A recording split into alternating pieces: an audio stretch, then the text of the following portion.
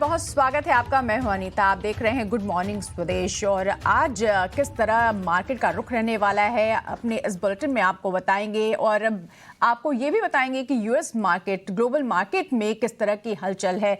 लेकिन उसके साथ साथ एशियाई बाजारों पर भी नजर डाल लेंगे। हमारी सहयोगी नोएडा से हमारे साथ जुड़ी हैं पूजा त्रिपाठी। गुड मॉर्निंग पूजा। पूजा से जानेंगे ग्लोबल मार्केट का हाल, लेकिन उससे गुड मॉर्निंग पहले अनीता जी, शुरुआत सबसे पहले एशियाई बाजारों से करते हैं। और इस वक्त हम देख रहे हैं कि जो संकेत मिल रहे हैं वो काफी मिले जुले हैं। हालांकि सुबह हमने देखा था कि कमजोरी काफी ज्यादा हावी थी एशियन मार्केट्स में, लेकिन अब हल्की रिकवरी देखने को मिल रही है। गिफ्ट निफ्टी अब हरे निशान में आ चुका है, करीब 25 अंक ऊपर इस वक्त गिफ्ट निफ्टी कारोबार कर रहा है। वही बाकी इंडाइसेस भी अगर देखेंगे तो यहाँ पर भी हरे निशान में ही कारोबार देखने को मिल रहा है। चीन के बाजार अब हरे निशान में आ चुके हैं। हांगकांग के बाजार देखेंगे तो वो अभी लाल निशान में है। कोरिया और निकाई के बाजार में भी कमजोरी इस वक्त देखने को मिल रही है, लेकिन निचले स्तरों से अगर देखें तो हल्की रिकवरी इस वक्त देखने को मिल रही है। और गिफ्ट निफ्टी अब 19,300 के लेवल को होल्ड करने की कोशिश कर रहा है। एशियन मार्केट की बात करें तो यहाँ पे कुछ डेटा पॉइंट्स आए हैं आपके सामने, एक एक करके वो रख देते हैं, जिसकी वजह से हमने देखा था कि जो शुरुआती संकेत मिल रहे थे वो कमजोरी के थे। जापान में जुलाई महंगाई दर 3.3% से घटकर 3.1% की हुई है, वहां पर कमी देखने को मिली है। लेकिन एक चीन की तरफ से एक डेवलपमेंट हो रहा है। और चीन की बड़ी रियल एस्टेट कंपनी एवरग्रांडे ने बैंकरप्सी के लिए अर्जी दे दी है, और ये यूएस बैंकरप्सी कोर्ट में ये अर्जी दी है। तो ये एक नेगेटिव खबर है। चीन में जिस तरीके से इस वक्त स्लो डाउन की बात की जा रही है, ये एक कॉर्पोरेट फ्रंट पर अगर देखेंगे तो एक नेगेटिव खबर है। हालांकि वहाँ के सेंट्रल बैंक का कहना है कि हम लिक्विडिटी कायम रखने के लिए कदम उठाते रहेंगे और आर्थिक हालात में भी सुधार के लिए कदम उठाते रहेंगे। तो उसके बारे में हम आगे बात करेंगे। लेकिन अगर बाकी दुनिया भर के बाजारों से बात करें तो इस कमजोरी के ही संकेत दिखे कल। अमेरिकी बाजारों में भी कल हमने वीकनेस ही देखी। और 1 जून के बाद पहली बार ऐसा हुआ कि डाउ जोन्स अपने 50 डेली मूविंग एवरेज के नीचे बंद हुआ। डाउ जोन्स में 290 अंक और नैस्डैक में 157 अंकों की कमजोरी कल हमने देखी। और ये इसके पीछे वजह ये थी कि बॉन्ड यील्ड्स काफी ज्यादा चढ़े। अक्टूबर 2022 के बाद हमने देखा कि बॉन्ड यील्ड्स अब अपने उच्चतम स्तर पर आ चुके हैं, क्योंकि जिस तरह से फेड मिनट्स में बयान आए, ब्याज दरें और लंबे समय तक जारी रहने की बात की जा रही है, महंगाई को लेकर अभी भी कंसर्न है। इसकी वजह से हमने देखा कि बॉन्ड यील्ड्स में तेजी आई, और जब बॉन्ड यील्ड्स में तेजी आई तो उसका असर अमेरिकी बाजारों में देखा। और इसके पीछे जॉबलेस क्लेम के भी आंकड़े आए, जिसमें की कमी देखने को मिली है। तो ये भी कहीं ना कहीं एक नेगेटिव की पॉइंट था। और फेड जिस तरीके से कोशिश कर रहा है जॉब मार्केट में स्लो डाउन लाने की, ऐसा कुछ देखने को नहीं मिल रहा है। और अनुमान से बेहतर नतीजे यहाँ पर देखने को मिल रहे हैं जॉबलेस क्लेम के। इसके अलावा नतीजों का भी हमने इम्पैक्ट देखा। अच्छे नतीजों के बावजूद वॉलमार्ट का शेयर चल नहीं पाया और 2% की गिरावट वहां पर थी। सिस्को के नतीजों में अच्छी तेजी देखने को मिली, और नतीजों के बाद हमने देखा कि 2% की मजबूती वहां पर भी देखने को मिली है। लेकिन ओवरऑल संकेत की बात करें तो कमजोर संकेत ही मिल रहे हैं। यूरोप बाजारों में भी, यूरोप मार्केट में भी हमने कमजोरी ही देखी। और कच्चे तेल की बात करें तो 3 दिन की गिरावट के बाद कच्चे तेल में कल हल्की रिकवरी हमने देखी। डॉलर में हल्की नरमी आई, इससे कच्चे तेल को सहारा मिला। और चीन की तरफ से सेंट्रल बैंक ने लिक्विडिटी बनाए रखने की बात की। आर्थिक सुधार के लिए उनका कहना है कि उपयुक्त कदम उठाते रहेंगे, इससे कच्चे तेल को एक सहारा भी मिला। लेकिन कमोडिटी मार्केट पर नजर डालेंगे तो बढ़ते यील्ड के कारण सोना 5 महीने के निचले स्तर पर पहुंच चुका है। तो ये बॉन्ड मार्केट और कमोडिटी मार्केट का एक्शन आपकी स्क्रीन पर। तो कुल मिला के बात करें, नतीजे इस वक्त कुछ मिले जुले ही देखने को मिल रहे हैं आज भारतीय बाजारों के लिए। एक बार हम समझ लेते हैं कि एफआईआई और डीआईएस के आंकड़े क्या कह रहे हैं। उसके बाद आज के लेवल्स कौन कौन से इंपॉर्टेंट होंगे, इस पर भी एक बार नजर डालेंगे। एफआईआई और डीआईएस के आंकड़े अगर देखें तो कैश मार्केट में एफआईआई ने 1510 करोड़ की बिकवाली की है, डीआईएस ने 313 करोड़ की बिकवाली की है। इंडेक्स फ्यूचर में भी बिकवाली का ही आंकड़ा है, लेकिन छोटा आंकड़ा है, 216 करोड़ का। इंडेक्स ऑप्शन में अगर देखें तो 38,140 करोड़ के आसपास की खरीदारी का आंकड़ा यहाँ पर नजर आ रहा है। तो ये है एफआईआई और डीआईएस का एक्शन। लेकिन अब एफएनओ सेटअप भी एक बार समझ लेते हैं कि आज निफ्टी और बैंक निफ्टी के डेटा क्या कह रहे हैं। और ये बताने के लिए हमारे साथ डिम्पी कालरा जुड़ चुके हैं। डिम्पी, गुड मॉर्निंग, बताइए।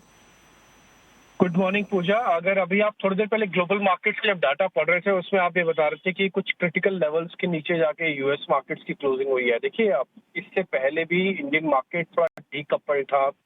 एक्चुअली में देखा है तो अभी भी डीकपल्ड ही है, क्योंकि यूएस मार्केट्स में जो फॉल आ रहा है उसका एथिकली इम्पैक्ट इंडियन मार्केट्स पे ज्यादा होना चाहिए था और हमने सपोर्ट ब्रेक कर देने चाहिए थे। अभी तक तो हमने वो सपोर्ट ब्रेक नहीं किए हैं। थोड़ी देर पहले अब आप एक आंकड़ा और पढ़ रहे थे एफआई और डीआई का, जिसमें 38,000 करोड़ रुपए का नंबर आपको दिख रहा होगा इंडेक्स ऑप्शंस में। टिपिकली कल हुआ क्या, इसी 38,000 करोड़ के अंदर नंबर के अंदर काफी हद तक कहानी छुपी है। मैं आपको बताता हूँ। निफ्टी के अंदर कल वैसे तो शॉर्टिंग हुई है, क्योंकि निफ्टी के फ्यूचर्स को बेचा गया, शुरुआत में बेचा गया, ठीक है, लेकिन उसके अगेंस्ट में जो पुटें पहले से खरीदी गई थी उन पुट्स को कवर कर लिया गया। कल वीकली एक्सपायरी भी थी, तो कुछ हद तक वीकली बेसिस पर भी पोजीशंस कवर होके आई हैं। तो इसलिए कल का सेशन फ्यूचर्स को बेचने का और पुट्स को कवर करने का था। इसलिए आप पुट्स का यानी कि ऑप्शंस का डाटा 38,000 करोड़ का देख पा रहे हैं। क्योंकि बेचा बहुत ज्यादा नहीं है तो इसलिए और सारे सेगमेंट आपको थोड़े छोटे छोटे दिखेंगे। दूसरी बात, रिटेल ने कल भी यही किया। रिटेल ने भी कल अपनी पुट्स को कवर किया है। पुट कवर करने से आपके दो चीजें बच गई। पहला, सपोर्ट बच गया। 19,300 का सपोर्ट था, मार्केट ने फिर से टेस्ट किया, बचा के ले आया। और उसके बाद 43,800 का एक क्रिटिकल पॉइंट है, मेक ब्रेक लेवल है बैंक निफ्टी का, उसके ऊपर उसने आके क्लोजिंग दी है। आज फिर से आप हो सकता है हल्का गैप डाउन करें, लेकिन ये सारी की सारी चीजें उसी चीज को आके फिर से रीटेस्ट करवाने के लिए पहुंचेंगे। जब तक आप 19,300 के नीचे जाते नहीं, मेजर फॉल आएगा नहीं। जब तक आप 43,800 के नीचे क्लोज नहीं करते हैं, मेजर फॉल आएगा नहीं। क्या तेजी आ जाएगी, तो उसके आंकड़े भी नहीं है, क्योंकि जैसे मैंने आपको कहा कि शुरुआत में ही कल एफआईज ने और रिटेलर्स ने दोनों ने फ्यूचर्स को बेचा है और दिन भर उन्होंने फ्यूचर्स को कवर नहीं किया बल्कि पुट्स को कवर किया है। तो इसलिए आप थोड़ा स्टॉक स्पेसिफिक रहिएगा।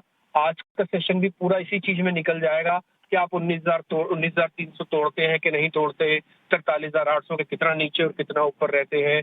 इसलिए दोनों के पास अभी भी अपने सौदे खुले रखे जा सकते हैं। और एक और चीज मैं ऐड ऑन कर दूं, इसमें करीब 10 शेयर F&O बैन में अभी भी चल रहे हैं। तो जो ट्रेडर्स की एंजाइटी है ना, जो उनका बेचैनीपन है, वो साफ साफ दिख रहा है। 10-10 शेयर F&O बैन में जाने का मतलब है कि अपनी पोजीशंस को सेटल नहीं कर रहे। दोनों को ऐसा लग रहा है कि मेरे को प्रॉफिट मिलेगा, तो इसी एक आदमी को तो हारना होगा। इसलिए अगले 2 से 3 दिन के लिए तैयार रहिएगा। ये कुछ ज्यादा लंबा मोमेंटम नहीं बनने वाला। ये ब्रेकडाउन या ब्रेकआउट जल्द ही करने जा रहा है। बिल्कुल। तो मार्केट में जो बेचैनी नज़र आ रही है उसकी वजह से सलाह दे रहे हैं डिम्पी कि स्टॉक स्पेसिफिक रहने की ज़रूरत है और आज भी थोड़ा सा रेजिस्टेंस और सपोर्ट को चेक करने की ज़रूरत है। बात करें निफ्टी के सपोर्ट की तो 19,300 से 19,200 और रेजिस्टेंस की बात करें अगर 19,600 से 19,800 के पास। इधर बैंक निफ्टी की अगर बात करें सपोर्ट के तो 43,800 से लेकर 43,600 और रेजिस्टेंस की बात करें तो 44,200 से लेकर 44,500 के पास है। डिम्पी, शुक्रिया इस रणनीति को आज के लिए समझाने के लिए। चलिए आगे बढ़ते हैं और हमारे मेहमान हमारे साथ जुड़े हैं KR चौकसे सिक्योरिटीज के हेमंत कपाड़िया। गुड मॉर्निंग हेमंत, बहुत शुक्रिया इटीना स्वदेश के साथ जुड़ने के लिए। जाना चाहेंगे आज कौन कौन से स्टॉक में ट्रेड करें? Very good morning to you, thank you for having me on the show.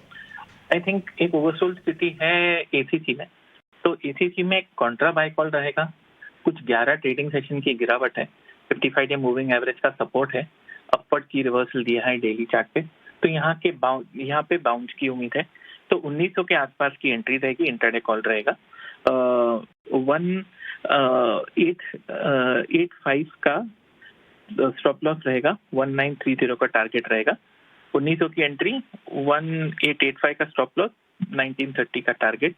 दूसरा स्टॉक रहेगा, वहां पे भी एक कॉन्ट्रा बाय कॉल रहेगा, वो है Bajaj Finserv. Logic almost same है, 1660 से लेकर 1460 तक ऑलमोस्ट गिरावट हो चुकी है। स्टॉक ओवरसोल्ड है, डेली चार्ट पे पॉजिटिव और डाइवर्जेंस है। Mechanical indicator MACD, RSI, stock expect वगैरह 1-2 घंटे के चार्ट पे बाय में आ चुके हैं। तो बजाज फिनसर्व में बाय कॉल रहेगा, 1475 की एंट्री, 1465 का टारगेट और 14 स्टॉप लॉस और 1495 का टारगेट रहेगा। तो एसीसी और बजाज फिनसर्व में खरीदारी की सलाह दे रहे हैं हेमंत। शुक्रिया हेमंत बताने के लिए कि आज मार्केट में कहां पिक कर सकते हैं। चलिए आगे बढ़ते हैं और अब बात कर लेते हैं उन खबरों की जो आज दिन भर बनी रहेंगी। कौन कौन से स्टॉक्स हैं जो खबरों में बने रहने वाले हैं, ये जानने के लिए रुक करेंगे हमारे सहयोगी शरद का। गुड मॉर्निंग शरद, बताएं आज कौन कौन सी खबरें बनी रहने वाली हैं। Good morning. तो सबसे पहले कॉनकॉर्ड बायोटेक फोकस में रहेगा। आज लिस्टिंग होने वाली है। आईपीओ प्राइस 741 रुपीज़ का रखा है और अगर बात करें तो सब्सक्रिप्शन लगभग 25 गुना हुआ है।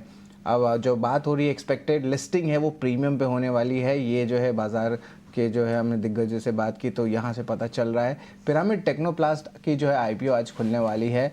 इशू साइज 150 करोड़ का है। प्राइस बैंड 151 टू 166 रुपीज़ का है।